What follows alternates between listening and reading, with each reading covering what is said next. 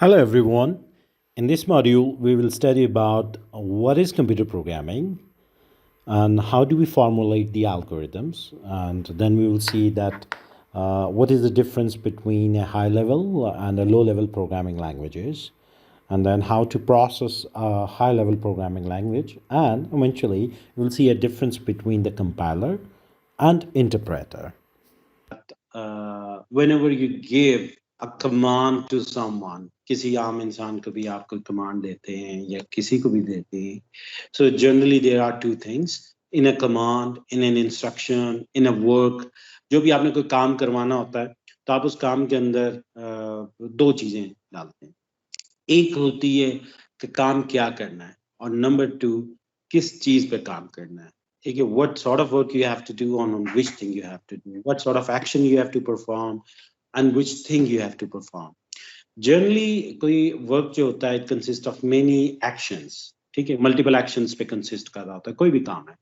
जैसे यूनिवर्सिटी में पढ़ना.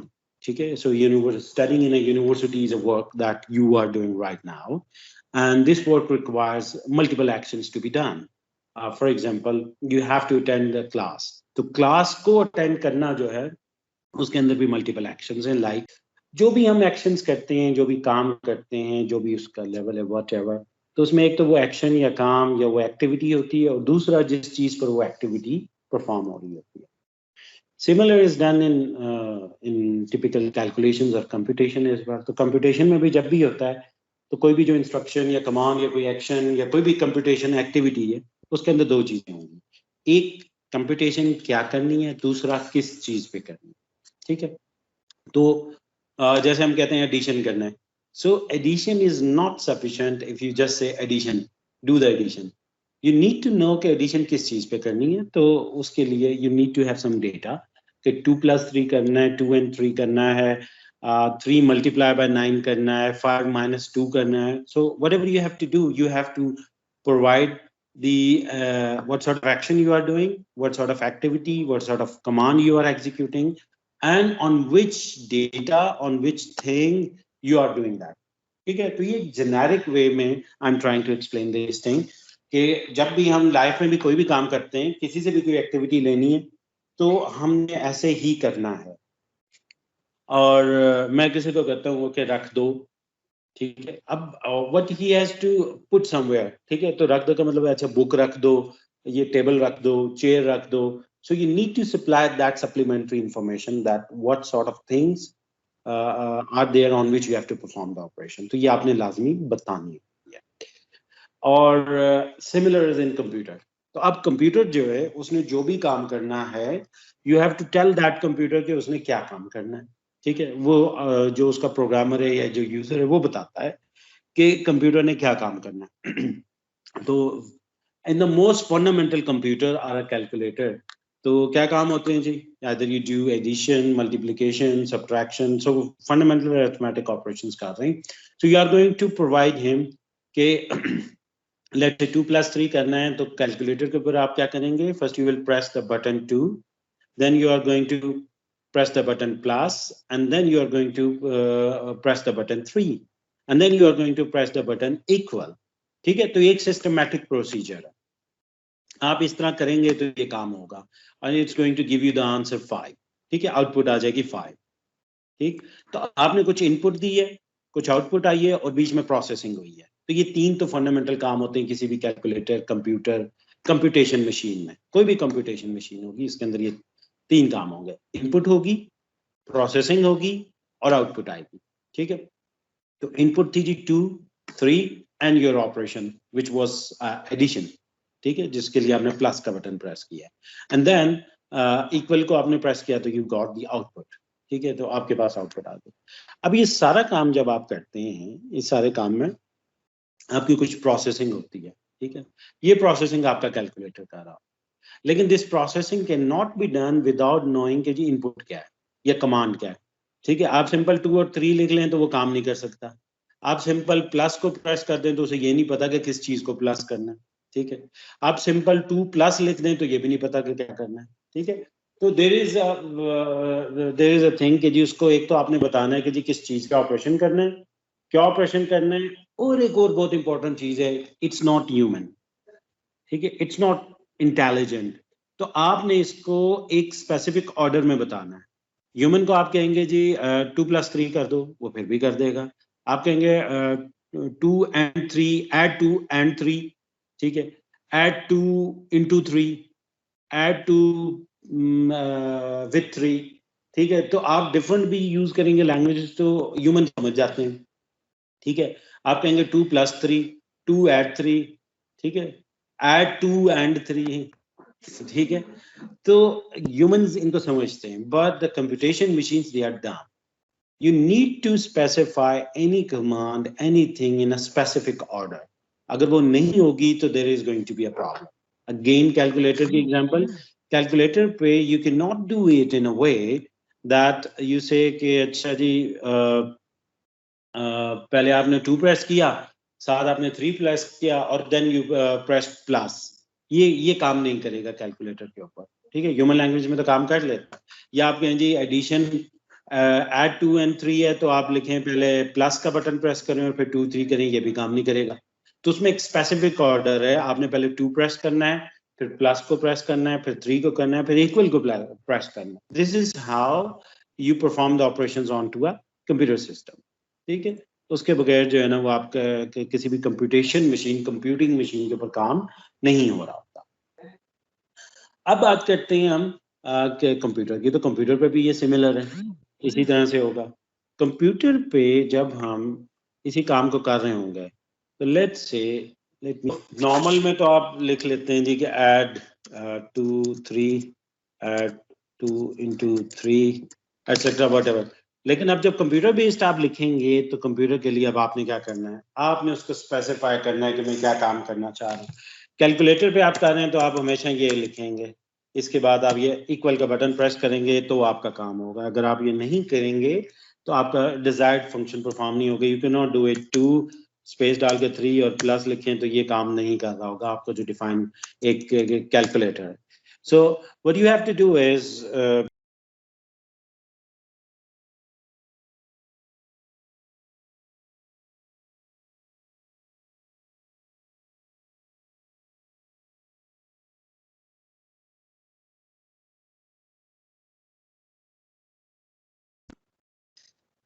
तो you have to do 2+3 और इसको आपने एग्जैक्ट स्पेसिफिक फॉर्मेट में या स्पेसिफिक ऑर्डर में रखना है, otherwise it's going to be a problem. Similar is for computer.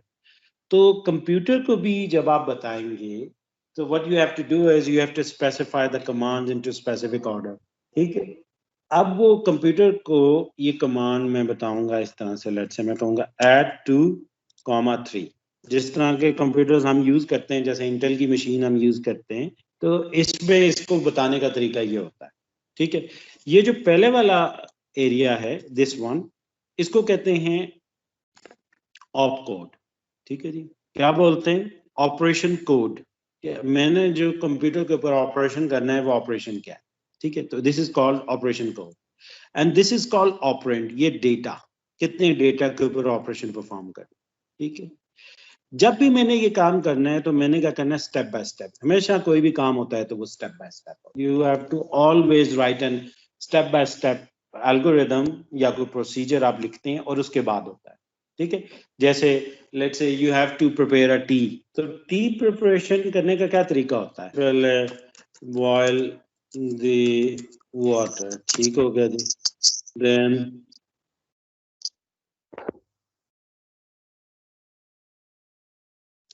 then put the tea leaves, then pour water। अच्छा, अब ये रेसिपी भी फर्क है, डिफरेंट लोगों की डिफरेंट होती है। इधर भी pour वार्म वाटर होना चाहिए तो आपकी चाय ज्यादा बेहतर बनेगी, ठीक है। अगर आप ठंडा पानी डालेंगे तो चाय आपकी थोड़ी सी गड़बड़ हो जाती है। तो यही वो चीज है जो कि कंप्यूटर के अंदर होती है। अब कंप्यूटर के अंदर हमने करना है ऐड 2 and 3, तो हम उसको यूं लिखेंगे। हमने लेट से काम करना है और उस काम में जो हमारा कोई भी स्टेप है, मतलब मल्टीपल स्टेप्स में है, उनको हम इसी तरह करेंगे कि पहले एक काम करेंगे, फिर दूसरा लेट से सब्ट्रैक्ट करना है हमने, 7 में से 5 को, तो आप इस तरह लिख देंगे, ठीक है। अब इसमें इंपॉर्टेंट चीज ये होती है कि हर कंप्यूटर जो है ना वो एक स्पेसिफिक फॉर्मेट समझता है। तो ये जो मैंने फॉर्मेट लिखा है ना, ये इंटेल का फॉर्मेट है। इंटेल को ये फॉर्मेट समझ आता है, ठीक है। हाई लेवल के अंदर तो हम मल्टीपल भी, हम ये भी लिख सकते हैं जी, ये 4 नंबर्स को 3 नंबर्स को ऐड करना है तो हम यूँ लिख सकते हैं। लेकिन जब इंटेल में करेंगे तो इंटेल में हमेशा 2 डेटा एलिमेंट हो सकते हैं, ये याद रखिए, ठीक है। कितने एलिमेंट हो सकते हैं? 2 एलिमेंट्स, 2 से ज्यादा एलिमेंट्स नहीं हो सकते डेटा के, या जिस चीज के ऊपर भी आपने ऑपरेशन परफॉर्म, ठीक है।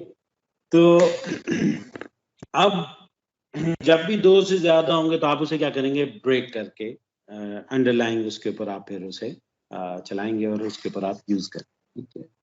So this is what a computer actually does. Again एक और इसमें चैलेंजिंग चीज है। वो चैलेंजिंग चीज क्या है कि ये जो भी आप काम कर रहे होते हैं, ये मैंने जो लिखा है, this is called assembly language. आपने नाम सुना होगा कई लोगों ने। This is a low level language, ठीक है। ये इस तरीके से काम होता है, आपका काम इससे आसान होगा, because you are going to do the programming right now in C++, so that is going to be much easier. ये थोड़ा सा मुश्किल हो जाता है, इसमें बहुत ज्यादा स्टेप्स आ जाते हैं। लेकिन ये हम क्यों देखते हैं? ये इसलिए देखते हैं कि एक्चुअल कंप्यूटर इस पे चलता है, और कंप्यूटर भी असेंबली नहीं एक्चुअल में समझता। कंप्यूटर क्या समझता है? कंप्यूटर समझता है जीरोस एंड वंस। तो हर कंप्यूटर का अपना एक बाइनरी के अंदर कोड दिया होता है, तो वो ऐड का एक कोड होगा, और ऑप कोड की बिट्स भी स्पेसिफाइड होंगी। लेट्स से ये होंगी जी 1001010, ये ऐड के लिए है। 100100111, ये सब्ट्रैक्ट के लिए है। 100100100 ये लेट्स से मल्टीप्लाई के लिए। और ये मैं एक हाइपोथेटिकल एग्जांपल दे रहा हूँ, तो रियल उसमें एग्जैक्ट होंगे।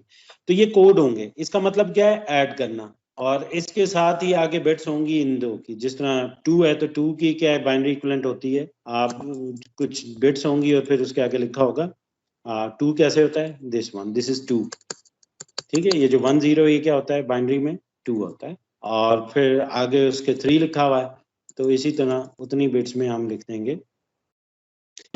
ये वैसे कितनी बिट्स हैं? लेट्स से मैं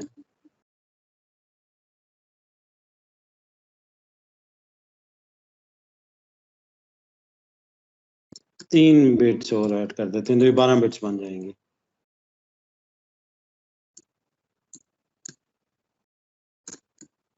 ठीक है। तो ये जो एग्जैक्टली कोड है, ये क्या लिखा हुआ है मैंने? ये मैंने लिखा हुआ है ऐड 2 3।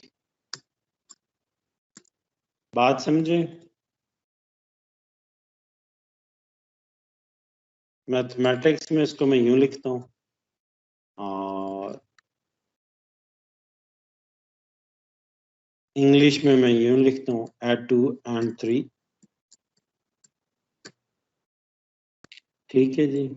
असेंबली में मैं इसको यूं लिखता हूँ, ये असेंबली में। और बाइनरी में एक्चुअल में जो कंप्यूटर समझता है, कंप्यूटर यूं लिखता है। So this is a 32 bit code, ठीक है। ये 32 बिट की एक इंस्ट्रक्शन है, जिस तरह की आपके मोबाइल फोन के ऊपर होती है, वो इस टाइप की होती है, ठीक है। तो उसमें क्या होता है? इंटरनली ये इंस्ट्रक्शन चल रही होती है। तो इसमें कुछ बिट्स होती हैं जो कि किस चीज की होती हैं? इस चीज की। ये जो पहली चीज आ रही है, इसको बोलते हैं ऑपरेशन कोड। उसके बाद दूसरी चीज क्या है? ऑपरेंड 1।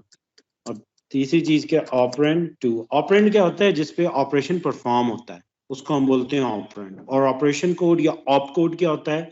जो ऑपरेशन होता है उस ऑपरेशन का कोड। तो इस ऑपरेशन का कोड क्या है? ये इस ऑपरेशन का कोड है, ठीक है। या इंग्लिश लाइक में, इंग्लिश लैंग्वेज में ये। तो असल में जो ऑपरेशन परफॉर्म होता है वो यूं होता है, ठीक है। कंप्यूटर किस पे चलता है? कंप्यूटर इस पे चलता है, ठीक है। इस तरह की इंस्ट्रक्शन। लेकिन अब ये ह्यूमंस जो है उनके लिए याद रखनी, समझनी मुश्किल होती है। तो this is the lowest level language, ये लोएस्ट लेवल है जो कि कंप्यूटर में डायरेक्टली। और ये कैसे कन्वर्ट होगी?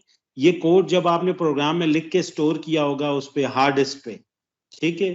तो हार्ड डिस्क पे इधर क्या लिखा होगा? हार्ड डिस्क पे लिखा होगा north south south north south south north south, ठीक है जी। तो उसके आगे क्या लिखा होगा? साउथ साउथ साउथ सर ये ये रिपीट लिखो। करिएगा। मैं बताता हूँ आपको दोबारा, ठीक है। असल में कंप्यूटर में आपने कोड किस तरह लिखा, आपने यूं लिखना है, लिखेंगे आप कभी नहीं, ठीक है। लेकिन क्योंकि कंप्यूटर क्या समझता है, वो सिर्फ बाइनरी लैंग्वेज समझता है, तो आपने असल में कोड यूं लिखना है। Whatever you do, whatever code you are going to write, ठीक है, this is going to be like this, सही है। अब इसी का C++ कोड अगर मैं लिखूं तो C++ में ऐड 2 और 3 को कैसे लिखेंगे, कोई आंसर, इसके अंदर वेरिएबल यूज होते हैं, वेरिएबल के बगैर काम नहीं होता, तो आप लिखेंगे 2 प्लस 3 और यहाँ पे सेमीकोलन आता है, ठीक है। मैं इसके आगे ब्रैकेट में लिख देता हूँ आप,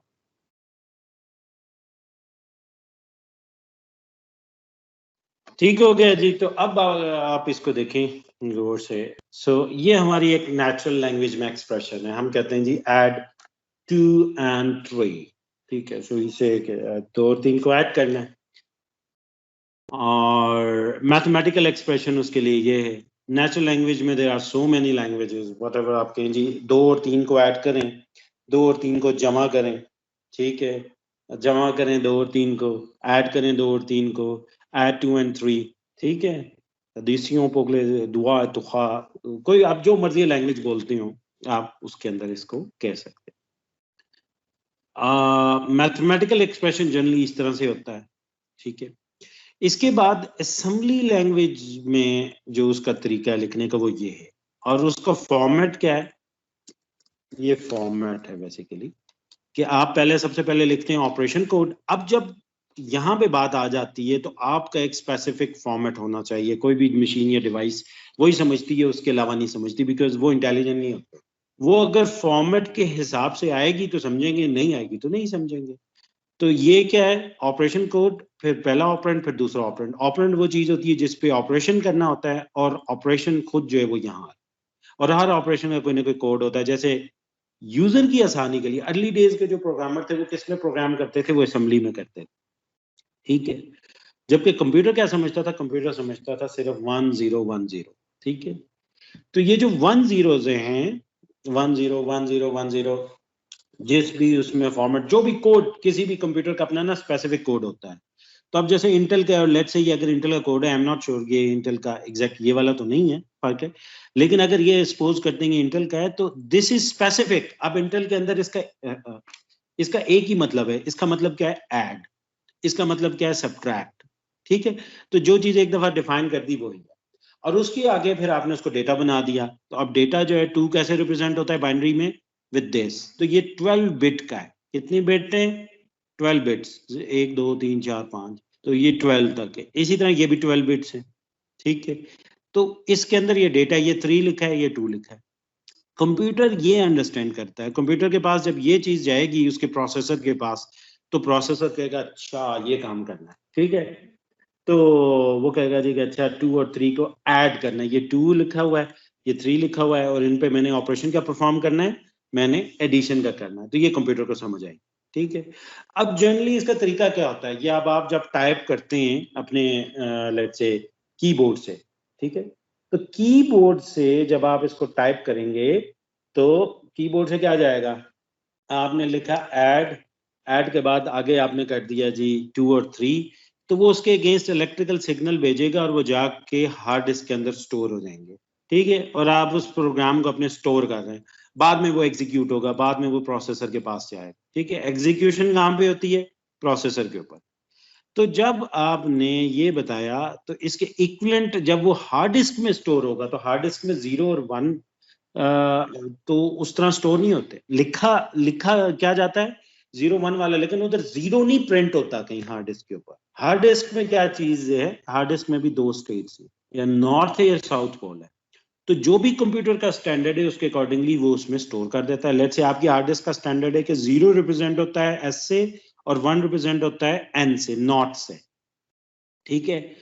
तो वो 8 इतनी बिट्स लेगा, अब ये कितनी, ये 12 बिट्स हैं, तो वो 12 बिट्स लेगा इसको स्टोर करने के लिए, ठीक है। और स्टोर कैसे करेगा, वो लिख के वो कर देगा, जहां जहां 0 था उधर कर देगा एस, साउथ साउथ पोल पे स्टोर करेगा, और जहां पे 1 था वहां पे किस पोल में स्टोर करेगा, नॉर्थ पोल।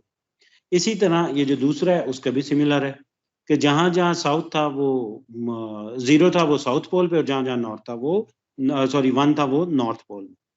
जब आप कहेंगे इसको एग्जीक्यूट करो तो ये डेटा जाना है हार्ड डिस्क के उसे प्रोसेसर के पास, तो अगेन इसके अगेंस्ट सिग्नल जनरेट होकर चला जाएगा। उसका भी इसी तरह स्टैंडर्ड है। ये जो लास्ट टाइम हम बात कर रहे थे कि सिग्नल जो है +5 और -5 में जाएगा, तो स्पेसिफाई हो जाएगा आपने कौन सा काम किया।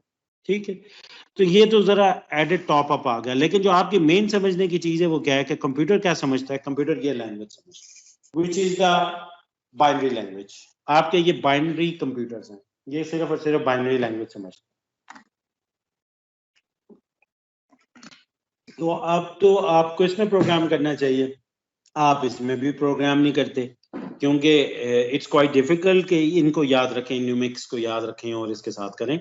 तो अर्ली डेज में ही उसके लिए क्या तरीका आ गया, असेंबली लैंग्वेज आ गई थी, which was a low level language. Low क्यों है, क्योंकि एग्जैक्टली इसी फॉर्मेट में ये प्रोग्राम है, जो यहाँ जिस तरह आता है इसी तरह यहाँ पे लिखा हुआ है, जो यहाँ है इसी तरह यहाँ लिखा हुआ है। आप ये नहीं कर सकते क्योंकि कंप्यूटर की ये लेंथ फिक्स है इंस्ट्रक्शन की, ठीक है, इससे ज्यादा बड़ी नहीं हो सकती। लेकिन आप ये तो हो सकता है ना, आपने ये करना हो 2 + 3 + 9 + 7 + 6 + 7, तो ये अब आप एक में नहीं कर सकते। आप ये नहीं कर सकते कंप्यूटर के अंदर कि आप इसी के आगे ऐड करते जाएं मजीद यूं करके, ये नहीं हो सकता। This is not allowed. ठीक है, आप उसको फिर क्या करते हैं, मल्टीपल इंस्ट्रक्शन में ले जाते हैं। पहले इनको ऐड किया, फिर जो इनका रिजल्ट आया उसमें किसको ऐड किया, इन दो को ऐड किया, फिर जो रिजल्ट आया उसमें 9 को ऐड किया, फिर जो रिजल्ट आया उसमें 7 को ऐड किया, फिर 6 को, फिर 7 को। तो ये कितनी इंस्ट्रक्शन बनेंगी, 1 then 2 then 3 then 4 and then 5 instructions हैं बेसिकली। तो 5 लाइंस में जाएगा ये वाला कोड, ये बार बार ये रिपीट होगा। ठीक हो गया।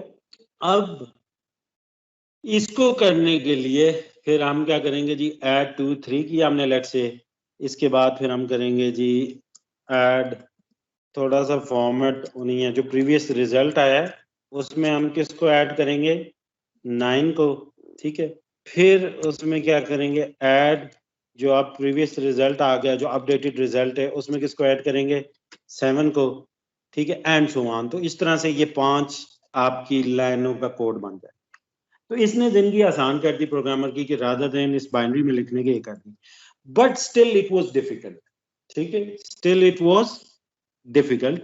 तो इसके लिए फिर क्या हो गई, हाई लेवल लैंग्वेजेस आ गई। हाई लेवल लैंग्वेजेस ने क्या किया कि जिंदगी को आसान कर दिया। उन्होंने किया जी कि भाई जिस तरह ये आप लिखा हुआ था कोड C++ का, इसी तरह आपने लिखना है, और आपने सिंपल यही काम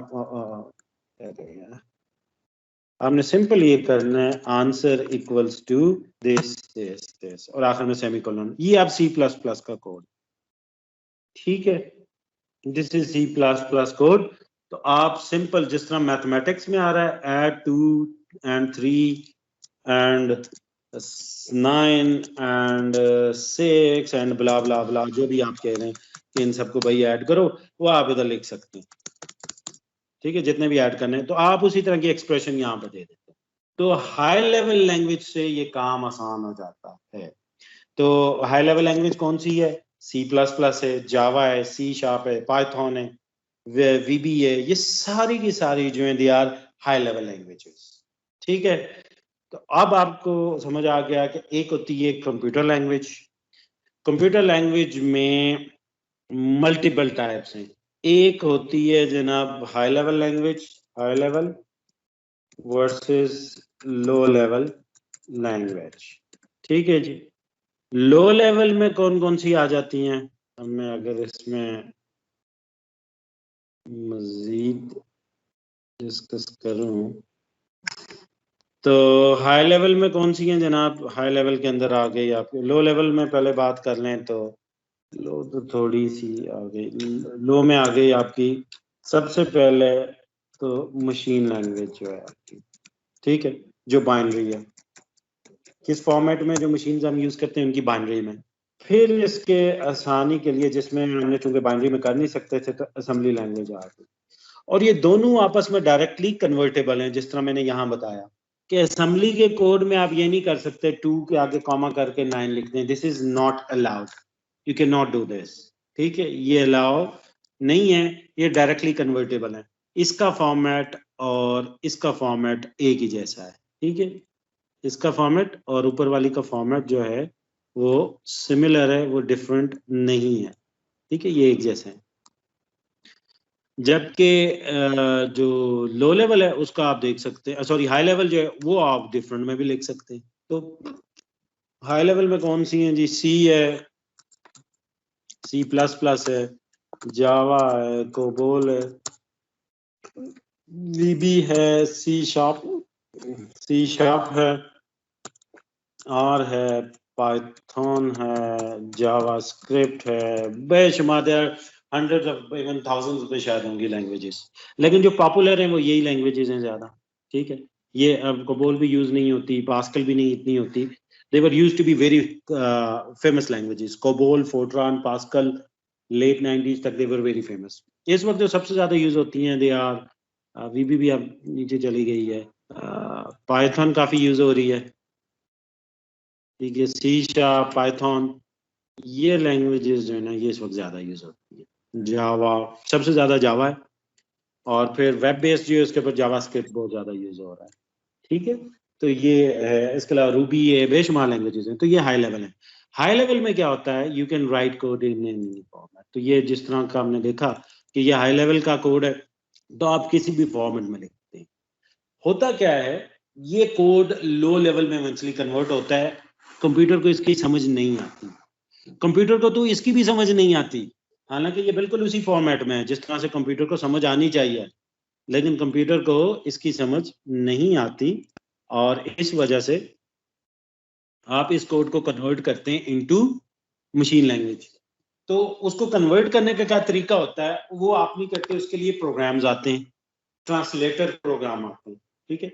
और वो जो ट्रांसलेटर प्रोग्राम जो कि एक असेंबली लैंग्वेज को मशीन लैंग्वेज में कन्वर्ट करता है, उसको कहते हैं असेंबलर, ठीक है। वी से इट असेंबलर। असेंबलर का काम क्या है, to convert assembly language code into machine code, क्योंकि इवेंचुअली कंप्यूटर पे क्या एग्जीक्यूट होना है, कंप्यूटर के ऊपर एग्जीक्यूट होना है आपका मशीन कोड, वो सिर्फ और सिर्फ मशीन कोड को अंडरस्टैंड करता है, ठीक है जी।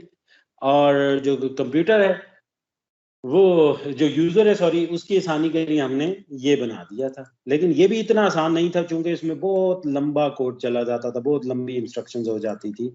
तो हमने इसको आसान करने के लिए क्या कर दिया, हाई लेवल लैंग्वेजेस ले आए। जब हाई लेवल लैंग्वेज ले आए, तो हाई लेवल लैंग्वेज के अंदर तो कोड बहुत आसान हो गया, ठीक है। तो हमारा हाई लेवल लैंग्वेज का जो कोड है उसमें किस तरह से आ जाता है, वो हम किसी भी तरह, जितना भी मैंने कहा, answer equals to 3 2 + 3 + 7 + 9 + 15 + 21 etcetera. And में हर लैंग्वेज का अपना फॉर्मेट होता है। तो सी प्लस प्लस का फॉर्मेट ये है कि हर लाइन के एंड में जो भी मेन इंस्ट्रक्शन की होती है आप एक सेमी कॉलन डालते हैं, ये सी प्लस प्लस का। वीबी में ये नहीं होता, ठीक है। तो हर लैंग्वेज का अपना होता है, जावा में भी यही फॉर्मेट है, उसमें भी सेमी कॉलन डालते हैं, सी शार्प में भी इसी तरह का फॉर्मेट है। तो हर लैंग्वेज का एक अपना फॉर्मेट होता है, आपने उसके अकॉर्डिंग करना है। तो आप ये करेंगे, ये क्या होता है, इसको फिर वो ब्रेक करके अलग अलग इंस्ट्रक्शन में, पहले ये इंस्ट्रक्शन बनेगी, फिर इसमें प्लस ये होगा, फिर उसमें प्लस ये होगा, फिर उसमें प्लस ये होगा, फिर उसमें ये होगा। तो बेसिकली ये कंप्यूटर के लिए एटलीस्ट 5 इंस्ट्रक्शंस होंगी, ठीक है। जबकि आपने हाई लेवल में एक ही इंस्ट्रक्शन में लिख दिया, लेकिन ये असल में 5 इंस्ट्रक्शंस हैं। इंस्ट्रक्शन कैसे पता लग रही है, ये एक ऑपरेशन कोड है, ये दूसरा ऑपरेशन कोड है, तीसरा है, this is 4th one and this is 5th one. So there are 5 operation codes there, तो वो आपके एग्जीक्यूट हो रहे हैं।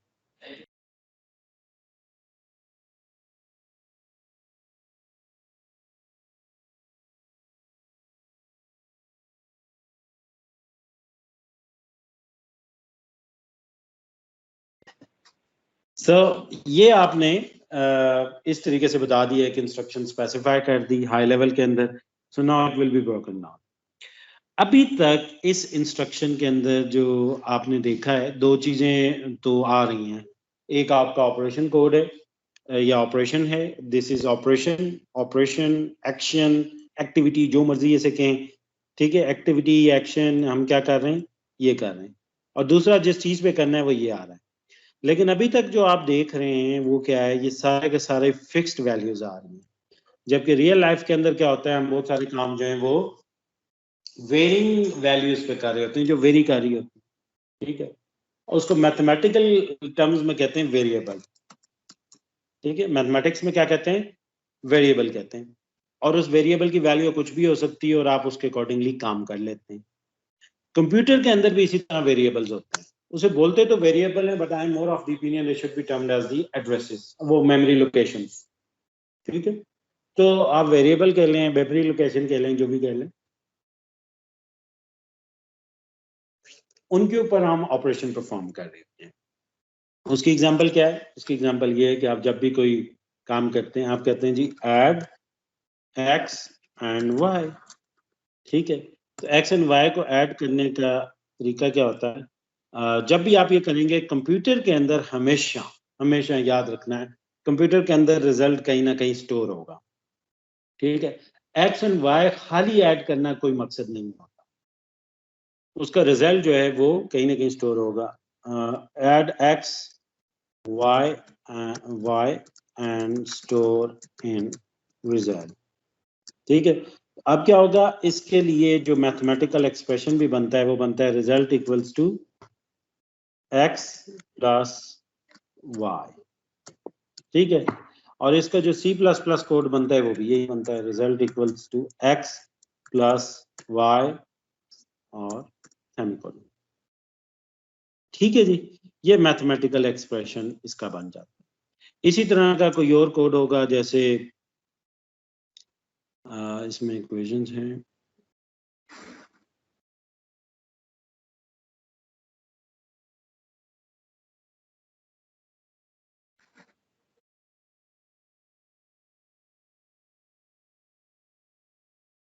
ठीक है, ये क्वाड्रेटिक की मैंने एक एक्सप्रेशन निकाल दी है, तो मैथमेटिकली आप उसको कैसे लिखेंगे, मैथमेटिकली तो यूं लिखेंगे, लेकिन प्रोग्राम के अंदर अब यूं नहीं आती, ठीक है, प्रोग्राम में यूं नहीं आती, प्रोग्राम में आप किस तरह लिखेंगे इसे, प्रोग्राम में आप लिखेंगे जी x इक्वल्स टू, क्या हो रहा है, सबसे पहले एक तो ये ऊपर वाली है एरिया, ठीक है जी, जो डिनोमिनेटर न्यूमरेटर है, और फिर न्यूमरेटर को आप यूं लिख लेंगे, और फिर जो डिनोमिनेटर है उसको इसके नीचे लिख लेंगे आप, ठीक है जी, तो डिवीजन, इसमें डिवीजन का साइन या ये वाली चीज नहीं आएगी जो यहाँ पे आपके मेंशन है, ये किस तरह लिखेंगे हम इसको, इस तरीके से, और इसका तरीका क्या होगा, इसके अंदर नीचे डिनोमिनेटर तो आपको पता है क्या लिखा हुआ है, 2a, न्यूमरेटर के अंदर क्या आएगा, -b, ठीक है, अब इसमें मसला ये होता है कि इसमें ये प्लस माइनस दोनों आ, तो आपको ये अलग-अलग एक्सप्रेशन करनी पड़ेगी, ठीक है,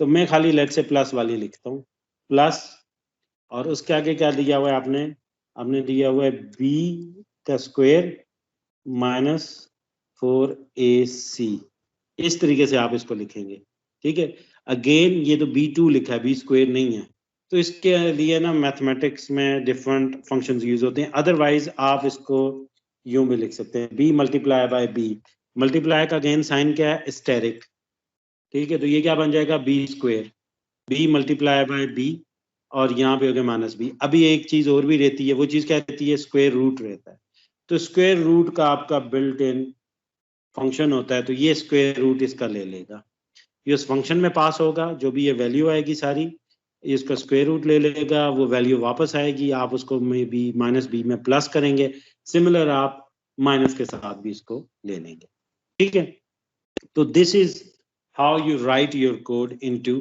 हाई लेवल प्रोग्रामिंग लैंग्वेज, और एंड में सेमीकोलन डालेंगे, तो ये फर्क है, ये मैथमेटिकल एक्सप्रेशन है, एक कॉम्प्लेक्स मैथमेटिकल एक्सप्रेशन है, उसको जब इसमें लिखेंगे तो इस तरीके से लिखेंगे, so there is a difference, ठीक है, आपका ये डिफरेंस मौजूद है, तो ये आपने ध्यान रखना है, इट्स नॉट एग्जैक्टली कि चूंकि यहाँ पे इसी तरह आ रहा था, मैथमेटिक्स में भी यूं है, तो उसमें सिर्फ सेमीकोलन लगा दिया तो काम हो गया था, जिस तरह के यहाँ पे था, ठीक है, तो वो C++ कोड में सिर्फ सेमीकोलन लगाया था, यहाँ पे वो चीज अब आपकी फर्क आ रहा है, ठीक है, ये एग्जैक्टली उस तरह नहीं है जी। यहाँ तो कोई क्वेश्चन हो किसी का, कोई नहीं है, अच्छा, अब ये भी जो हमने लिखा, again whatever you write, it has to be converted into binary language, जिस तरह हमने असेंबली की बात की कि ये जो हमने लिखा था असेंबली के अंदर, it has to be converted into binary language, तो इसमें भी इसी तरह है कि एक सबसे पहले तो ये ब्रेक होता है, ये जो भी आपने कोड लिखा हुआ है ये ब्रेक होता है, जिस तरह से ये है, ठीक है। तो इसका तरीका क्या होता है, इसका तरीका ये होता है कि जब आप इसका असेंबली कोड लिखेंगे इसी का, तो ये पहले तो असेंबली लैंग्वेज में ये कन्वर्ट होगा, और इसमें दो ऑपरेशन हो रहे हैं, एक प्लस हो रहा है और दूसरा इसको रिजल्ट में स्टोर कर रहा है, ठीक है, क्योंकि इसमें हम बात स्टोर की टर्म में करते हैं, इक्वेट जो है वो स्टोर होता है। तो अब हम सेम इसी काम को अगर करें असेंबली के अंदर, तो असेंबली के अंदर ये कैसे आ जाएगा, हम करेंगे जी ऐड एक्स और वाई एंड देन मूव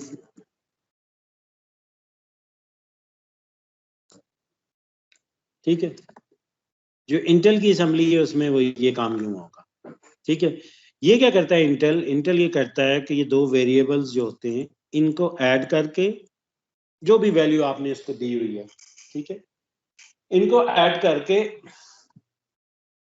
वो इस वाले में एड्रेस या वैल्यू जो है वो स्टोर करता है, और वैल्यू स्टोर करने के बाद अब यहाँ से उस वैल्यू चूंकि ऑलरेडी एडेड है उसको असाइन कर रहा है, मूव कर रहा है इनटू रिजल्ट, ठीक है। तो ये असेंबली के अंदर इट्स ए बिट कॉम्प्लेक्स, आपके लेवल की वैसे चीज नहीं है, लेकिन मैं आपको इसलिए बता रहा हूँ कि थोड़ा आपको अंडरस्टैंडिंग हो डीप डाउन। तो आपने ऐड किया और ऐड करके रिजल्ट को यहाँ मूव करा दिया, तो बताने का मकसद यहाँ पे ये है कि आपका खाली ये जो सिंपल एक इंस्ट्रक्शन है it's going to be broken down into this. तो ये असेंबली लाइक असेंबली की इंस्ट्रक्शन में कन्वर्ट हुई, और फिर ये इंस्ट्रक्शंस जो हैं इवेंचुअली ये लेट से दो थी, तो ये कन्वर्ट किस में हो जाएंगी, इस तरह से असेंबली कोड्स के अंदर जो भी दिए होंगे, ये एक में दूसरी भी इसी तरह उसका अपना ऑपरेशन कोड होगा, 44 भी आगे,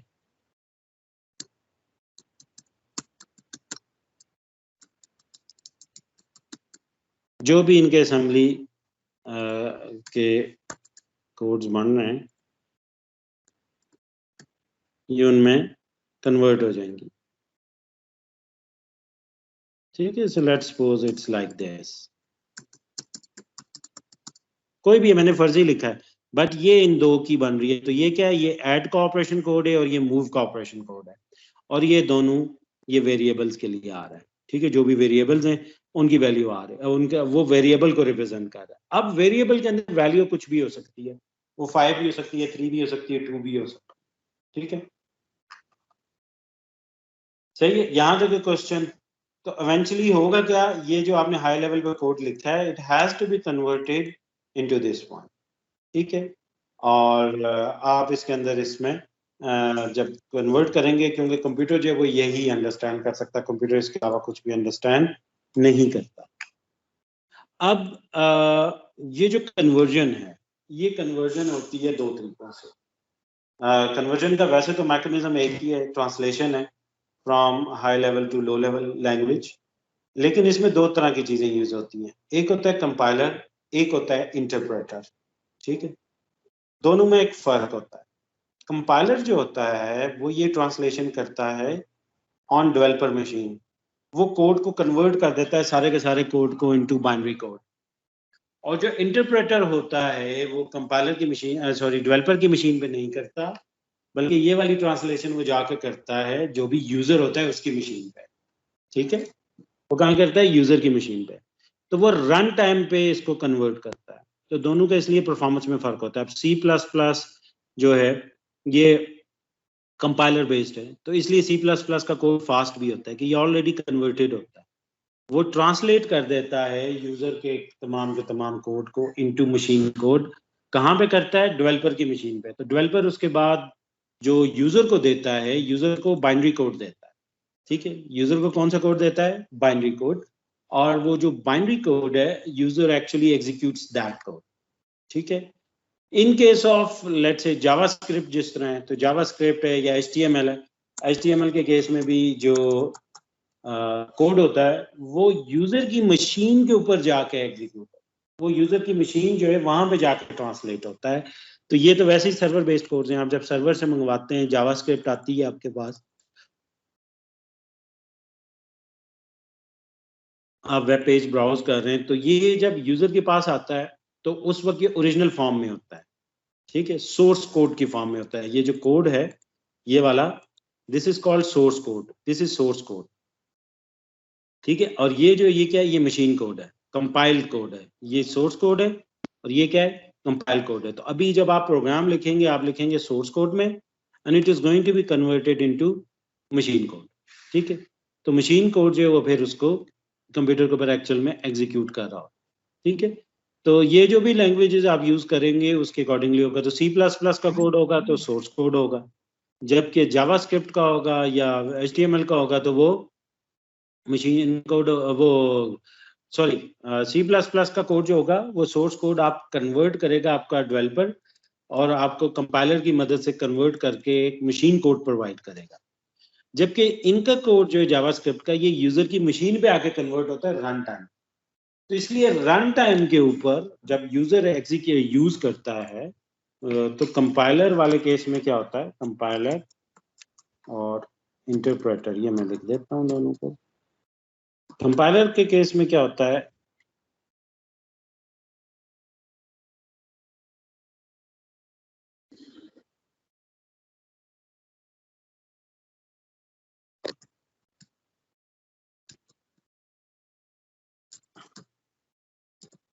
ठीक है मैंने दोनों लिख दिए। कंपाइलर के पे जो है ना ट्रांसलेशन जो है, कोड ट्रांसलेशन,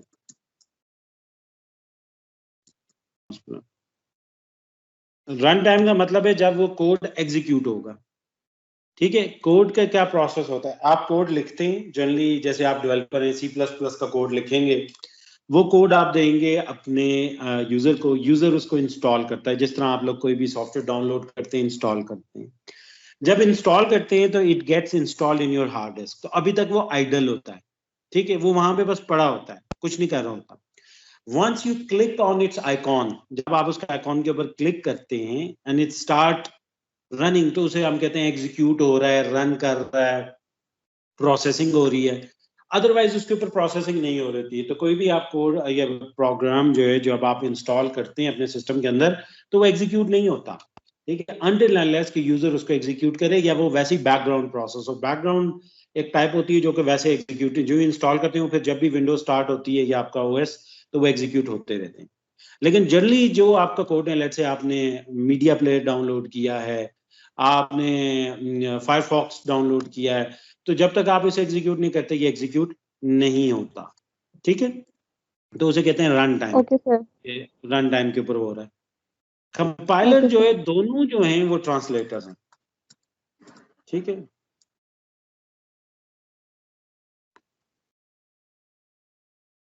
मशीन कोड में ट्रांसलेट करते हैं, ठीक है। एक कंपाइलर है, दूसरा इंटरप्रेटर है। तो कंपाइलर बेस्ड जो लैंग्वेजेस हैं उसमें कोड ट्रांसलेशन कहाँ पे होती है, डेवलपर की मशीन पे, जबकि जो इंटरप्रेटर है उसमें किसकी मशीन पे, यूजर मशीन पे।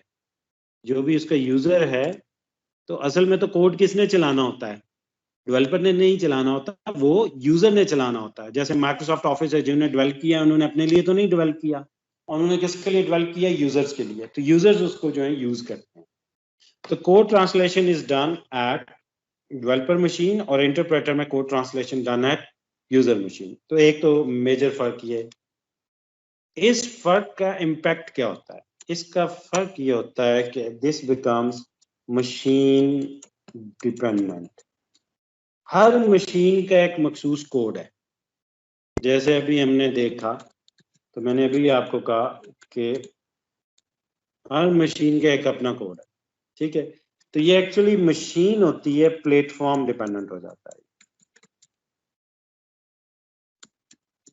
मशीन प्लस ऑपरेटिंग सिस्टम, ये मेजर एक जो फर्क होता है इसका, एक ये होता है, और ये क्या होता है, जो इंटरप्रेटर है वो प्लेटफॉर्म इंडिपेंडेंट होता है। तो आपका अगर C++ का कोड है, आपने एक प्लेटफॉर्म किसे कहते हैं, जो हार्डवेयर मशीन है प्लस उस पर जो ऑपरेटिंग सिस्टम चल रहा है, क्योंकि ऑपरेटिंग सिस्टम के थ्रू कोड्स आपके एग्जीक्यूट होते हैं, उनमें भी फर्क होता है, ठीक है। अब अगर आपने मशीन बना दी इंटेल की, लेट से ये जो आप यूज करते हैं इसे बोलते हैं x86-64। इस मशीन के ऊपर जो आपका कोड है वो किस फॉर्मेट में है, वो जिस तरह अभी मैंने बताया था आपको, ये फॉर्मेट था, आपने एक कोड लिखा, उसका ये फॉर्मेट है। सेम कोड अगर आप अपने मोबाइल के ऊपर आपके कौन से प्रोसेसर हैं पता है आप लोगों को? ये कहलाते हैं आर्म प्रोसेसर। तो सेम चीज का हो सकता है कोड डिफरेंट हो। अब 2 तो ऐसे ही रिप्रेजेंट होता है, लेकिन जो इसको काम कर देता हूँ,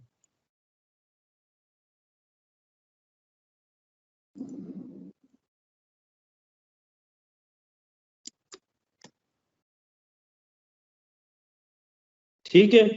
तो अब आपका एक है, ये लेट से इंटेल कंप्यूटर लैंग्वेज है, इंटेल x86-64 कंप्यूटर लैंग्वेज है, और ये जो है ये है आर्म की कंप्यूटर लैंग्वेज।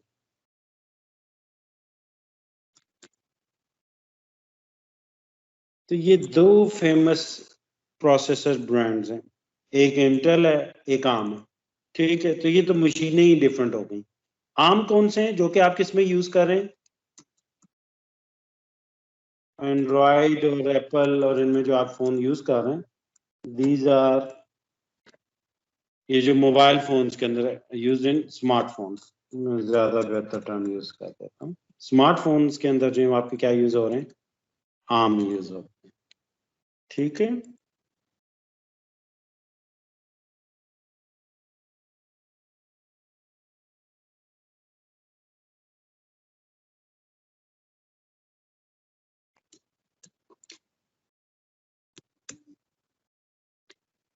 तो ये किस में यूज हो रहे हैं? तो इसका जो आप कोड होगा वो कोई डिफरेंस होगा, वो इस तरह होगा, ठीक है। तो अब आप देख रहे हैं दोनों का जो मशीन कोड है, इसका और है ऑपरेशन कोड और इसका ऑपरेशन कोड और है। तो इसलिए अगर आपका ये कन्वर्टेड होगा ऑलरेडी इंटेल की लैंग्वेज में, ठीक है, और आप इसे एग्जीक्यूट करने,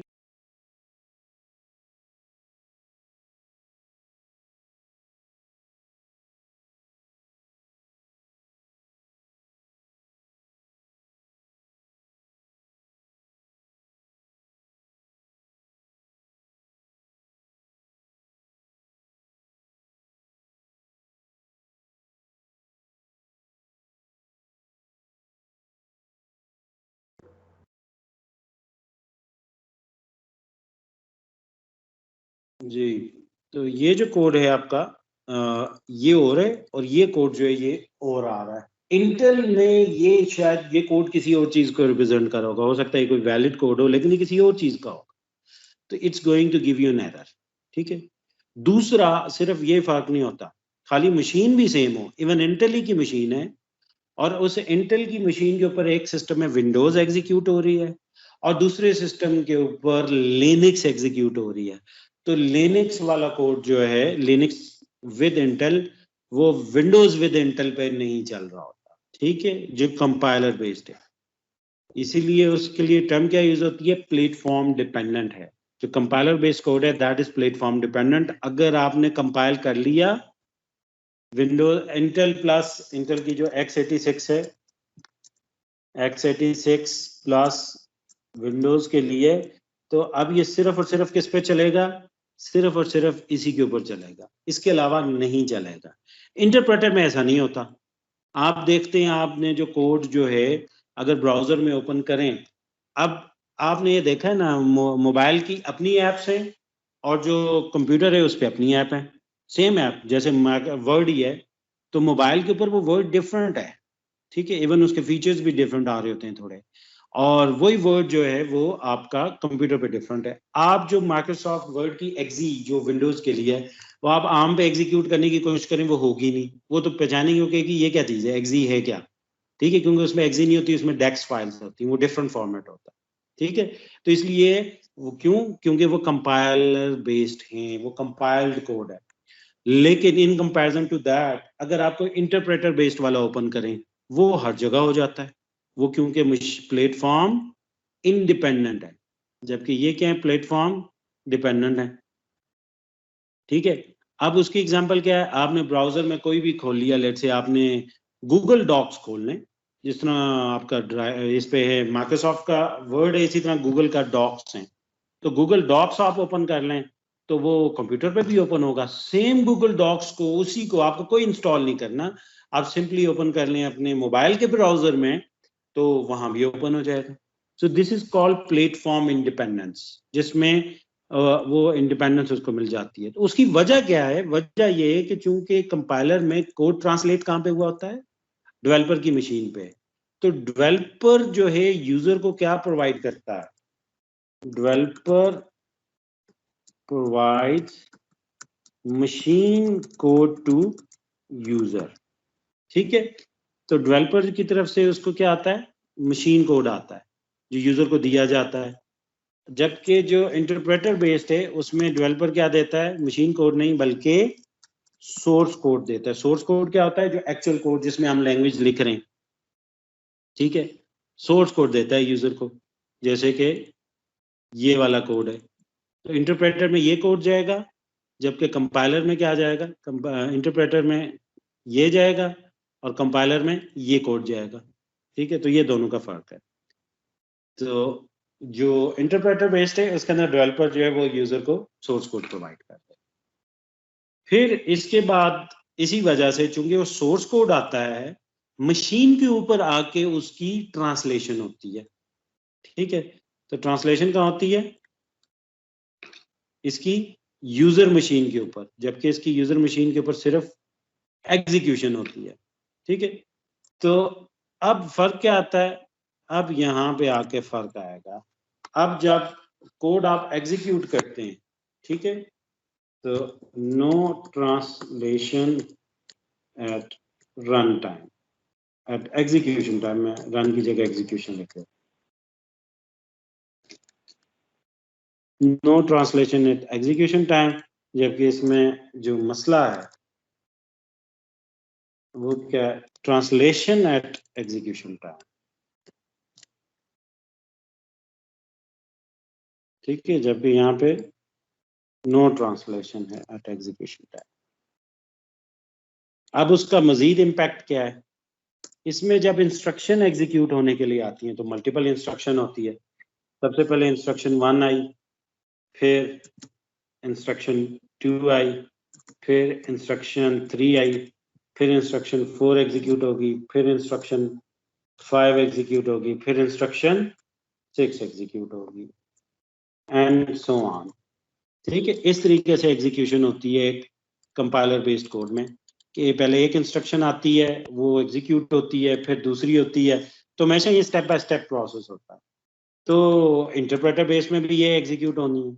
लेकिन फर्क क्या है? फर्क यहाँ पे आ जाता है कि इंस्ट्रक्शन 1 जब एग्जीक्यूट होनी है, ठीक है, तो इसके पीछे हम ये लिख देते हैं execute instruction 1, execute instruction 1, execute instruction 5, execute,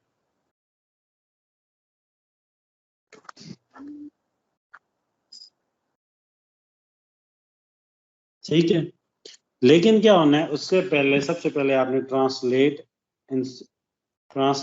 instruction 1 भी करनी है। वो ट्रांसलेट होगी तो एग्जीक्यूट होगी, अगर ट्रांसलेट नहीं होगी तो एग्जीक्यूट कैसे होगी, ठीक है। तो पहले आपने ट्रांसलेट इंस्ट्रक्शन 1 को करना है, फिर ट्रांसलेट इंस्ट्रक्शन 2 को करना है, फिर इंस्ट्रक्शन 2 एग्जीक्यूट होगी। फिर मैंने एक गलती की हुई है, फिर थर्ड ने एग्जीक्यूट होना है, उससे पहले ट्रांसलेट इंस्ट्रक्शन 3 होगी कि इसका भाई मशीन कोड, क्योंकि कंप्यूटर तो सोर्स कोड नहीं समझता, computer understands only and only machine code. Translate instruction 5 and then translate instruction 6 and execute instruction 6। तो अब क्या हो गया? एक स्टेप बढ़ गया। ट्रांसलेट होगा, फिर एग्जीक्यूट होगा, फिर अगली ट्रांसलेट होगी, फिर एग्जीक्यूट होगी, फिर ट्रांसलेट होगी, फिर एग्जीक्यूट होगी, एंड सो ऑन। जबकि इधर क्या होता है? आसान, simple, execute execute execute execute. अब इन दोनों का फर्क क्या पड़ता है? अब दोनों में ओवरऑल फर्क क्या हुआ? इंटरप्रेटर बेस्ड वाले का फायदा ये है कि it gives you platform independence, ठीक है जी। तो प्लेटफॉर्म इंडिपेंडेंस का फायदा क्या है जनाब? उसका फायदा ये है कि अब आप एक ही कोड को डिफरेंट जगह लिख सकते हैं, डिफरेंट जगह एग्जीक्यूट कर सकते हैं। ये प्रॉब्लम नहीं है कि जी हर प्लेटफॉर्म के लिए अलग कोड लिखना पड़े। जबकि यहाँ पे जो कंपाइलर बेस्ड है उसमें अलग कोड लिखना पड़ेगा। आप विंडोज की ऐप अलग बनाएंगे, एंड्रॉयड की अलग बनाएंगे, लिनक्स की अलग बनाएंगे, तो जब भी आप डाउनलोडेबल कोड्स पे जाते हैं ना किसी साइट पे कि जी अच्छा जी मैंने डाउनलोड करना है, तो वो आपसे पूछता है कि भाई आपने विंडोज के लिए करना है, विंडोज में भी डिफरेंट है, x86 पुरानी मशीन हैं, फिर आप x86 64 है उनके लिए करना है, लिनक्स के लिए करना है, कौन सी लिनक्स वर्जन के लिए करना है। लिनक्स का तो आई होप सबको आइडिया है ना कि it's another very famous operating system जो कि एंटरप्राइज में, बिजनेस लेवल पे, कमर्शियल लेवल पे बहुत यूज होता है। होम यूजर जो है वो ज्यादा विंडोज और एप्पल मैक ओएस यूज करते हैं, तो मैक ओएस पे यूज करना है। इसी तरह मोबाइल प्लेटफॉर्म पे करना है तो वो भी अलहदा सॉफ्टवेयर हैं, तो हर एक का अलहदा मिल रहा होता है।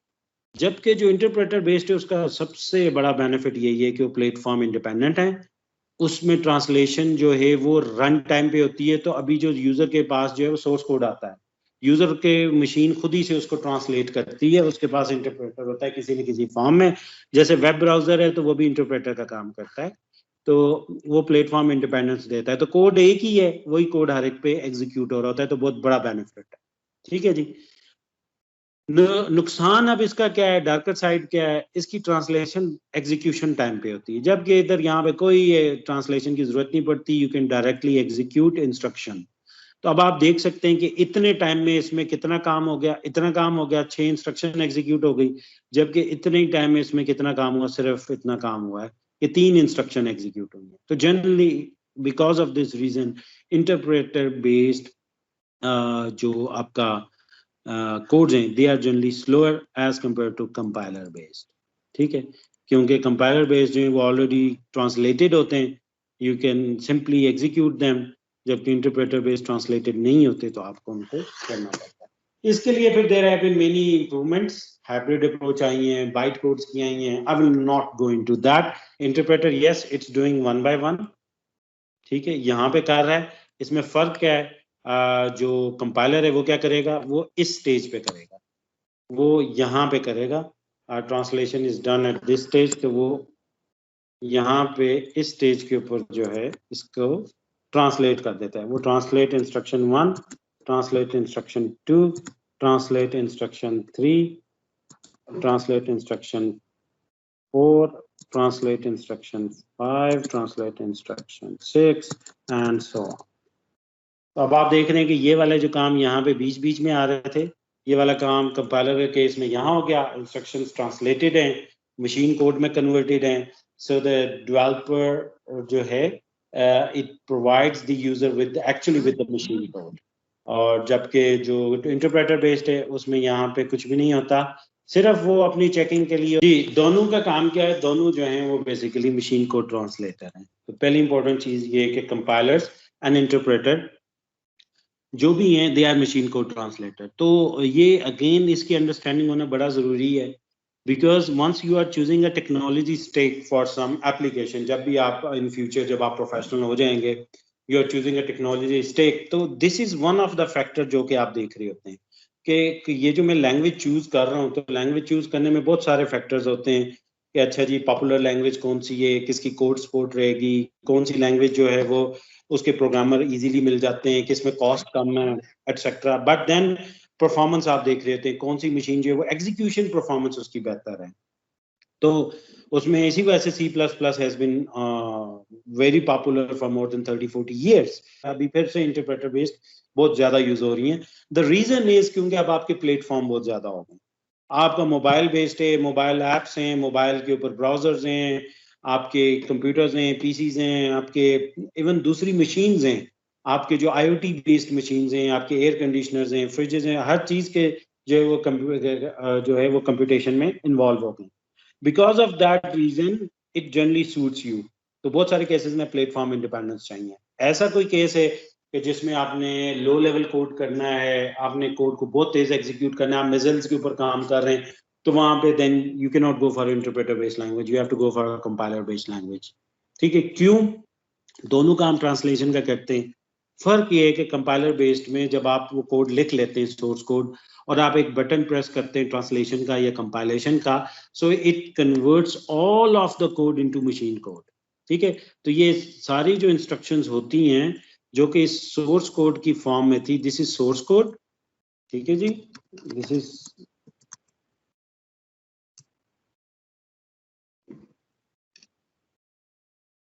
this is a source code, not course code, source code, and this is the machine code. ठीक है जी। तो इस सोर्स कोड से इस मशीन कोड के अंदर इसकी कन्वर्जन होनी होती है और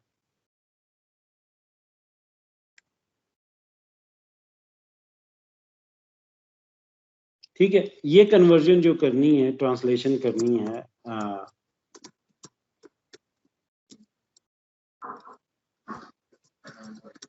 वालेकुम अस्सलाम, जस्ट अ मिनट।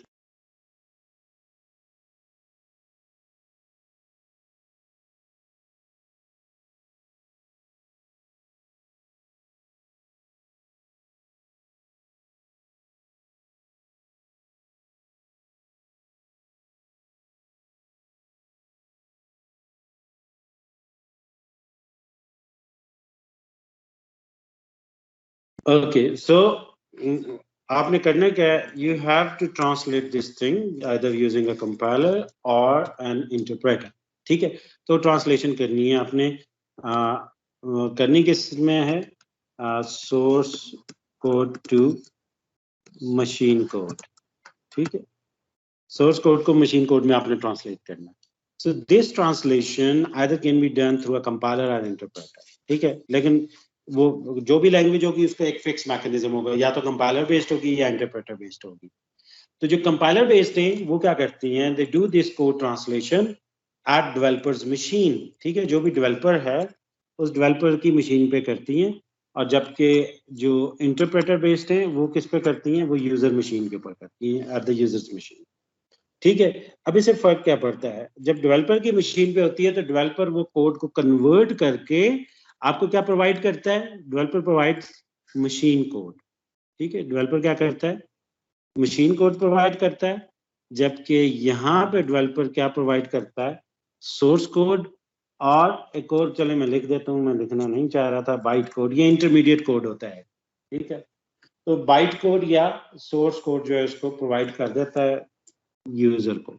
ठीक है, तो ये जो सोर्स कोड है वो जब यूजर के पास आता है तो उसका फायदा ये है कि उसको प्लेटफॉर्म इंडिपेंडेंस मिलती है, वो किसी भी प्लेटफॉर्म पे उसको चला सकता है, चाहे मोबाइल पे यूज करना चाहे, चाहे किसी और पे यूज करना चाहे, जिसमें भी सपोर्ट है उसकी। जबकि कंपाइलर बेस्ड जो है वो सिर्फ और सिर्फ उस कोड को उसी एक प्लेटफॉर्म पे चलाएगा। विंडोज ऑन x86 है, वो लिनक्स ऑन x86 है, वो मैक ऑन x86 है, मैक ओएस जो है वो एप्पल ही का, अब एप्पल का मैक ओएस इस पे, इसी तरह एप्पल का अगर वो क्या कहते हैं iOS ऑन आर्म आर्किटेक्चर, वो आर्म आर्किटेक्चर जो मोबाइल वाला जो है, इसी तरह एंड्रॉइड ऑन आर्म आर्किटेक्चर है, तो ये सारे डिफरेंट होंगे, हर एक का अलग अलग कोड, टोटल डिफरेंट वो हो जाता है। कोड के अंदर modification for the same type of language थोड़ी होती है, लेकिन ये है कि वो मॉडिफिकेशन जरूर होती है और आपको उसको दोबारा कंपाइल करना होता है so that it can run on to the other platform. तो ये प्लेटफॉर्म डिपेंडेंट हो जाता है, इसीलिए उसके लिए अलग कोड्स चाहिए। ठीक है, दूसरा, जब भी चेंज आएगी, ये अक्सर सर्वर बेस्ड भी होते हैं तो सर्वर पे चेंज कर देते हैं, ये क्लाइंट बेस्ड होते हैं तो क्लाइंट पे चेंज करनी होती है। फिर ये है कि no translation at execution time, तो ये बेनिफिट है कंपाइलर का, ये इसकी डार्कर साइड है, वीक साइड है, और ये इसकी स्ट्रॉन्गर साइड है, ये वाली। ठीक है, जबकि इसकी ये स्ट्रॉन्गर साइड है इंटरप्रेटर की, और ये इसकी वीकर साइड है कि ट्रांसलेशन उसकी जो है ना एग्जीक्यूशन टाइम पे होती है, जिस वजह से ये मजीद यहाँ पे you can see that there is a delay. तो ये टाइमलाइन अगर आपकी यूं चल रही होगी तो पहले की इंस्ट्रक्शन ट्रांसलेट होगी, फिर एग्जीक्यूट होगी, फिर ट्रांसलेशन होगी, एग्जीक्यूट होगी। इसको सिंपली अगर आप यूं देख लें कि दो कंट्रीज के प्रेसिडेंट हैं and they are communicating with each other, so अगर दोनों पहले से वो लैंग्वेज कोड जानते हैं, एक ही लैंग्वेज में बात करेंगे तो डायरेक्टली आपस में they are going to communicate. अगर उनकी लैंग्वेजेस डिफरेंट हैं तो you are going to need what, हम उसे क्या बोलते हैं, इंटरप्रेटर। ठीक है, so you are going to need an interpreter who does this language translation at run time. ठीक है, तो चाइनीज प्रेसिडेंट के साथ आप बात कर रहे हैं तो एक इंटरप्रेटर होगा जो कि उसको इंटरप्रेट करके कन्वर्ट करेगा इनटू दैट लैंग्वेज। ठीक हो गया जनाब, अभी आई थिंक होपफुली ये क्लियरिटी है। तो ये जो ट्रांसलेशन वो जो मैं बता रहा था कॉमनली होता है कि जी इंटरप्रेटर बेस्ड जो है 1 बाय 1 करता है और कंपाइलर सारे कोड को इकट्ठे करता है। वो सारे कोड को इकट्ठे तो कोई मैजिक नहीं होता, एक वक्त में प्रोसेसर एक इंस्ट्रक्शन एग्जीक्यूट करता है, तो वो एक इंस्ट्रक्शन को कन्वर्ट करेगा, फिर दूसरी को करेगा, फिर तीसरी को करेगा। तो ये भी स्टेप बाय स्टेप है। Yes, the major difference is it performs this translation at developers machine and it performs this translation at users machine. ठीक है, तो ये दोनों के अंदर फर्क है।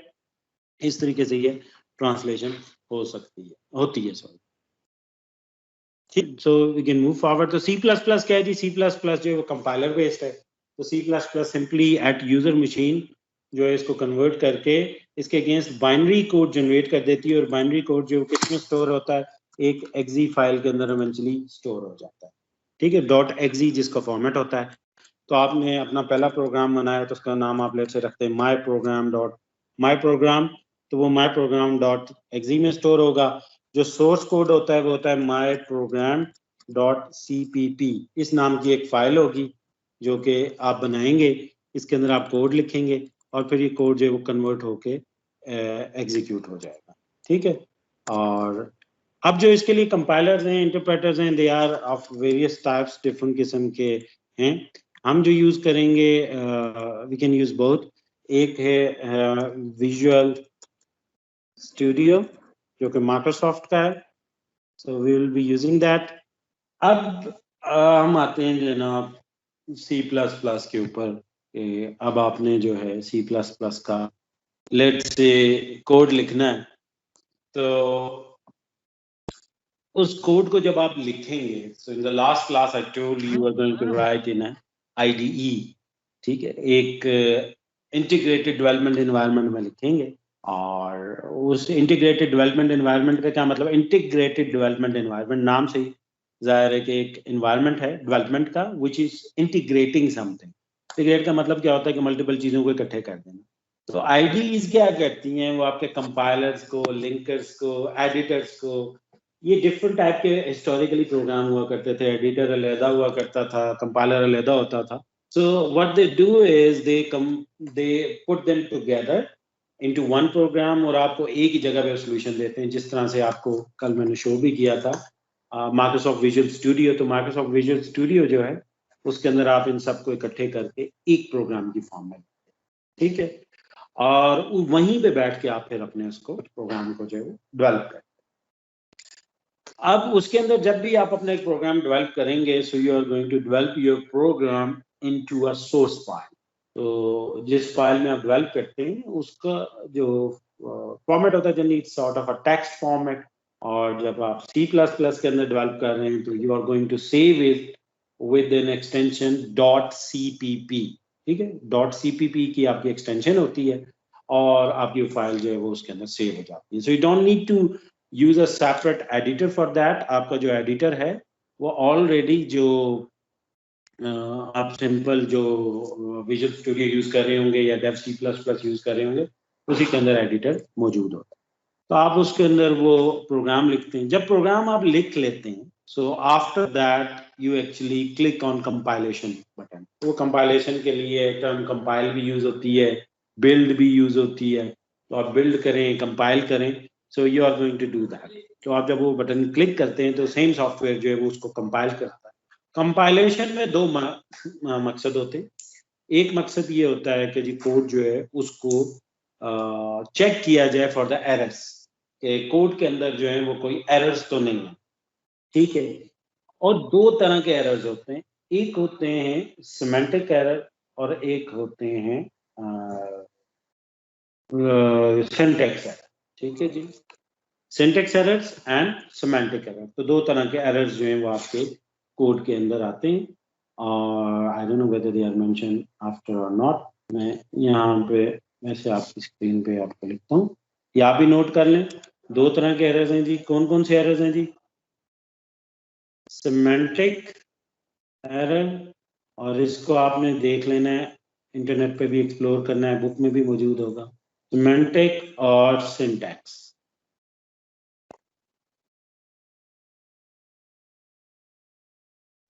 ठीक है जी, तो दो एरर्स हैं जो कि आपके सिस्टम के अंदर होते हैं। और ये एरर जो हैं कंपाइल जब आप करते हैं तो कंपाइलर जो है वो सिर्फ और सिर्फ सिंटेक्स एरर को पकड़ सकता है। सिंटेक्स एरर क्या होता है? Language mistake. जो आपने कोई फॉर्मेट दिया हुआ है तो वो अगर आपने कोई कर दिया, उसमें कोई प्रॉब्लम कर दिया, तो that is the syntax error. Semantic error वो होता है जो कि आपका कोई लॉजिकल प्रॉब्लम होता है। आपने काम जो कन्वर्जन का फॉर्मूला लगाया वो गलत लगा दिया, गलत लिख दिया, तो that is a semantic error. वो आपके प्रोग्राम के जो रिजल्ट होंगे रन टाइम पे तब प्रॉब्लम होता है। कंपाइलेशन में आपको कुछ नहीं बताया, ठीक है। सिमेंटिक का मतलब क्या होता है? एक्चुअल मतलब क्या है सिमेंटिक का? मीनिंग जो होते हैं किसी चीज के, ठीक है, उसे कहते हैं हम सिमेंटिक। तो सिमेंटिक जो और सिंटैक्स जो होता है वो फॉर्मेट होता है। तो सिमेंटिक का मतलब ये है कि आपका कोई उसके अंदर लॉजिकल प्रॉब्लम है। जिस तरह फॉर्मूला कोई होना चाहिए था, कोई कैलकुलेशन होनी चाहिए थी, उस तरह नहीं की, बल्कि कुछ और करती है। Whereas in case of syntax, it's a clear problem कि जिस तरीके से C++ का कोड लिखना चाहिए, आपने उसमें कोई प्रॉब्लम कर दिया। हर स्टेटमेंट के एंड में सेमीकोलन आता है, आपने नहीं डाला, ठीक है, आप भूल गए। कहीं पे कोई और ऑपरेटर आता था, आपने नहीं डाला, आप भूल गए। कहीं पे एक्स्ट्रा डाल दिया, वो मसला हो गया। ब्रैकेट आपने एक शुरू की थी, दूसरी तरफ खत्म नहीं, वो मसला हो गया। या एक ब्रैकेट आप खत्म कर रहे हैं, वो शुरू ही नहीं हुई, तो भी मसला हो गया। ठीक है, तो ये सारे प्रॉब्लम जो ये कंपाइलर आपको पकड़ के दे देगा। फिर इसी तरह हर लैंग्वेज की अपनी कुछ वो कमांड होती है, कुछ रिजर्व वर्ड्स होते हैं, कीवर्ड्स होते हैं। तो समटाइम ये होता है कि आप क्योंकि जावा और C++ का मिलता जुलता है, तो आप सेम दूसरी में यूज कर लें, वो भी मसला है। वो कहेगा ये क्या चीज है, ठीक है।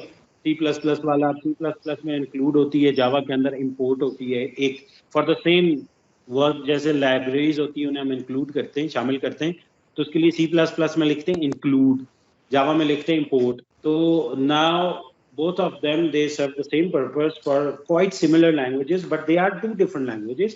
तो वो सिंटैक्स एरर आपको देगा, वो कहेगा ये क्या चीज है, जावा के अंदर कहेगा इंक्लूड का क्या मतलब है, ठीक है।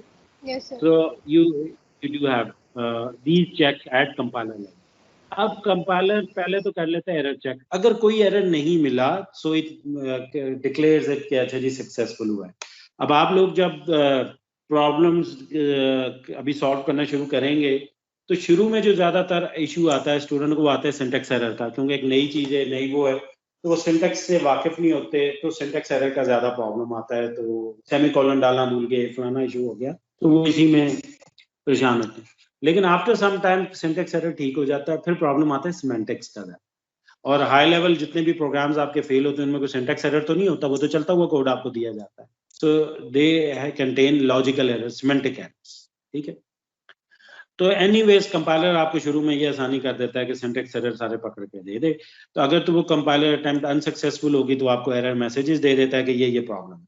अगर वो सक्सेसफुल हो जाता है तो वो क्या करता है, वो उसकी सारी की सारी जो जो कोड है, जो फाइल्स हैं, उनको कंपाइल करके कन्वर्ट कर देता है इनटू ऑब्जेक्ट फाइल।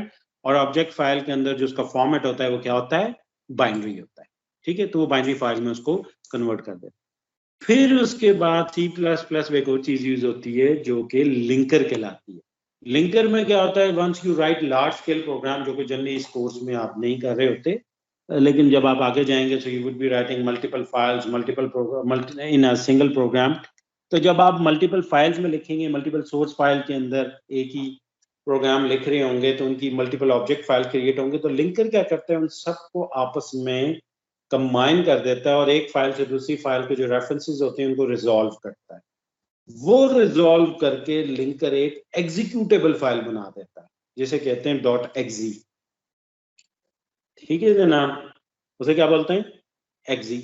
अब ये जो एग्जीक्यूटेबल होती है that is actually been provided to the end users, users को दी जाती है। Users they actually use these files, ठीक है, फॉर प्रोग्राम एग्जीक्यूशन, ठीक है। तो ये सारा जो काम होता है, ये सारा काम यहाँ तक का जो है ये होता है आपके डेवलपर की मशीन पे, ये वाला काम, ठीक है। डेवलपर इसके आगे उसको लोड करके भी टेस्ट तो करता है, चेक करता है, जरूर करता है, होता है। लेकिन प्रिंसिपली ये वाला जो काम है, ये लोडर और ये जो है, ये सारा कहाँ पे होता है, ये काम होता है आपके यूजर की मशीन पे, ठीक है। तो ये यूजर मशीन का डेवलपर भी जरूर करता है, क्योंकि डेवलपर का काम सिर्फ उसको चला के एग्जीक्यूटेबल में कन्वर्ट करना नहीं होता। डेवलपर ने उसके सिमेंटिक प्रॉब्लम्स भी फाइंड करने होते हैं, जैसे कहते हैं टेस्टिंग करना। कोड की टेस्टिंग करना। तो कोड टेस्टिंग के अंदर फिर वो उसको चेक भी करता है, अच्छा मैं ये इनपुट दे रहा हूँ तो ठीक काम कर रही है, ये कर रहा हूँ तो क्या फार्मूला ठीक कैलकुलेट करके दे रहे हैं, सारे काम करने होते हैं, then he does this thing as well. Otherwise ये काम वैसे किस पे होता है, ये होता है यूजर की मशीन पे। तो यूजर की जो मशीन है उसके ऊपर लोडर होता है, ठीक है। अब जैसे आपकी विंडोज मशीन है तो उनके अंदर एक्जी के तो लोडर्स मौजूद होते हैं, ठीक है। C++ के फेमस सारी प्रोग्रामिंग लैंग्वेजेस के जनरली लोडर्स मौजूद हैं। तो लोडर का काम क्या होता है कि जब भी उस लैंग्वेज का कोई कोड एग्जीक्यूशन के लिए आया तो उसको लोड करने में मदद करें इनटू द मेमोरी और फिर एग्जीक्यूट करने को, ठीक है। तो वो लोडर का काम होता है। उसमें फिर ये है कि यूजर कुछ डेटा इनपुट देता है और इनपुट डेटा जो है वो फिर प्रोसेस होता है और उसके रिजल्ट्स को डिस्प्ले कर दिया जाता है, ठीक है जी। तो ये बेसिकली आपका हाई लेवल लैंग्वेज को प्रोसेस करने का मैकेनिज्म है। I just repeat it quickly again. सबसे पहले क्या हुआ, with the help of an editor a developer writes a program. वो प्रोग्राम किस फॉर्मेट में होता है, वो एक सोर्स फाइल होती है और उसका फॉर्मेट अगर C++ है तो .cpp है, जावा है तो उसका .java होता है, पाइथन में .py होता है। डिफरेंट हर लैंग्वेज के अपने अपने फॉर्मेट है जो भी उन्होंने लिखा हुआ। After that the developer compiles that programme.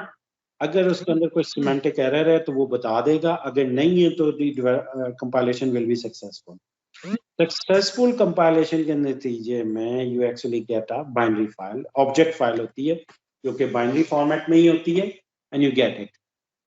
इसके बाद आप लिंकर एग्जीक्यूट, जिसकी आजकल जरूरत नहीं पड़ती, आप एक ही दफा में सारे कर लेते हैं। अगर आपने मल्टीपल फाइल्स में दिया हुआ है तो उनके अंदर अक्सर क्रॉस रेफरेंस होते हैं, एक फाइल से दूसरे फाइल जो है वो कॉल हो रही होती है।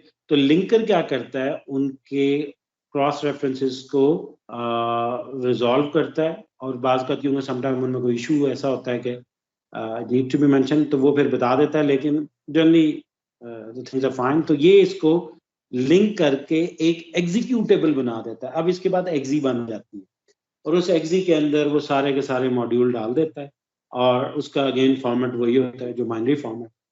ये फिर जो बाइनरी एग्जीक्यूटेबल है इसको प्रोवाइड किया जाता है to the user, and users जो इनको फिर एग्जीक्यूट करके इस्तेमाल, ठीक है। So this is how your high level language is being processed. तो उसी की एग्जांपल है कि जी आपका कैसे होती है जी क्रिएट। तो आपके सोर्स फाइल हैं, मल्टीपल सोर्स फाइल हैं .cpp pp। कंपाइलर हर फाइल को लेदा कंपाइल करके उनका ऑब्जेक्ट फाइल बना देता है। तो अब ये 3 ऑब्जेक्ट फाइल 3 cpp's की बन गई। इनको फिर जो लिंकर है वो क्या कर देता है, लिंक कर देता है। और फिर इसके अलावा कुछ लाइब्रेरी फाइल्स भी होती हैं, ठीक है। लाइब्रेरी फाइल्स क्या होती हैं, ऐसी फाइल्स जो कि आपके लैंग्वेज डेवलपर ने ऑलरेडी बना के दे दी हुई है आपके लिए।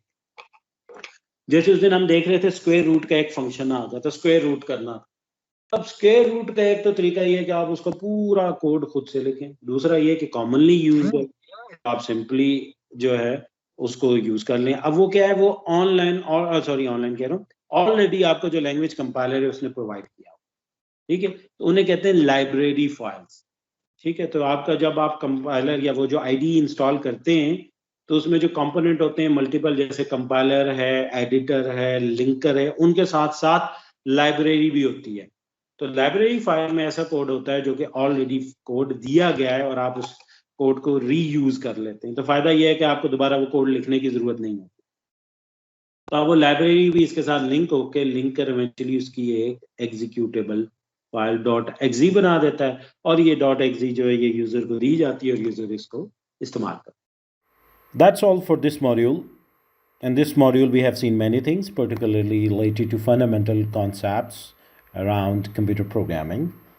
And we will see more in depth programming about the C in the next module. Thanks for watching.